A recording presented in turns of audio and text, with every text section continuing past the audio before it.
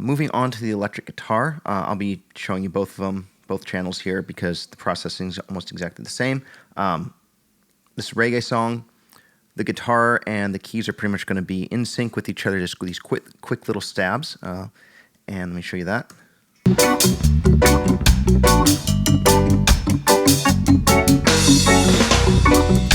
So one thing you notice I did is, if you look at the keys and the guitar, I didn't really do a keys tutorial because it's just a simple keyboard.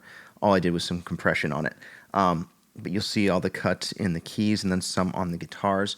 With them being these quick little stabs, if they go on off sync of each other, you hear it. Let me show you real quick. There's one right here that we will fix. Hear that? So we'll do it again. So the two. So you hear how the keys in the guitar sounds a hair behind, and you zoom in, and look at that. Keys start here, guitar's here.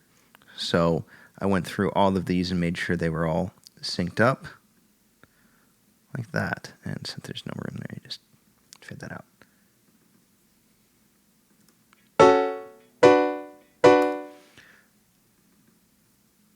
So that's all there is to that with the guitar.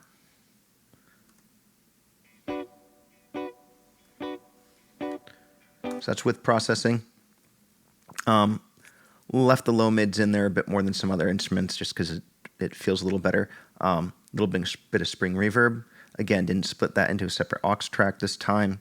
Bit of an experiment. Most of the time I will throw auxes out into a reverb channel. Didn't do that as much this time. Multiple ways to do everything.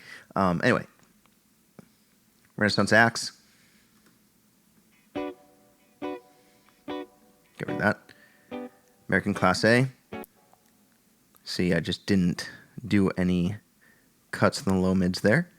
And Spring Reverb, so here's without processing. I'll turn that up.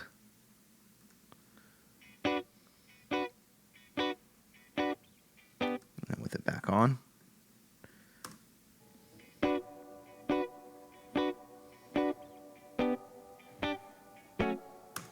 All right, let's double that real quick.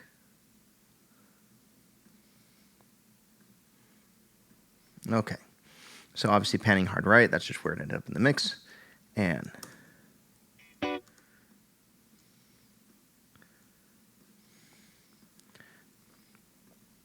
okay, so Renaissance Axx, this is just this is Wave's little plugin built specifically for electric guitars. Use this a lot, use an 1176 a lot on electric, sometimes both. And then because this thing works, it's a little too aggressive, boosts up, corrects the volume a little too much, I usually end up bringing the gain down. I'll just have a little more control in my faders because it can really, or else sometimes your faders end up like down at minus 30 or something. So I like just keeping that a little more under control so I don't have, just massive discrepancy in my faders. I'm a little weird like that, but bring that in.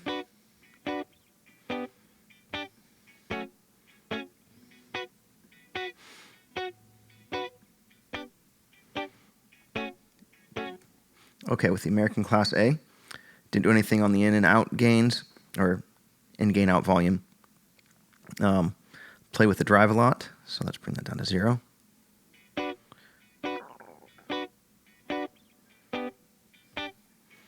Then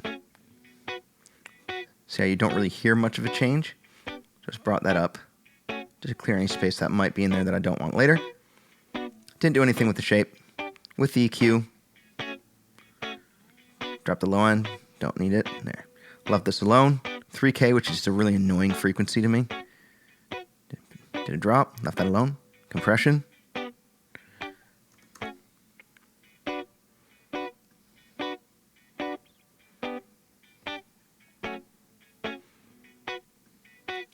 Then a little bit of Spring Reverb. This is the stock Pro Tools one. 18% mix. A little bit of pre-delay. And that's all there was to that. with the second guitar. So the second guitar, all I was doing, so all the processing pretty much the same. Renaissance Axx, American Class A, did the EQ the exact same. Ended up a little different. What did I do here? 0, 294.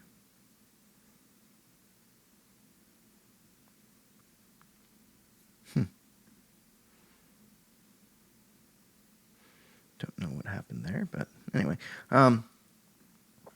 So with, so that's all, is just these little bits in the background. Threw an auto pan on there because I thought that would be fun. And linking it to tempo, and just had fun with it. So it ended up like this.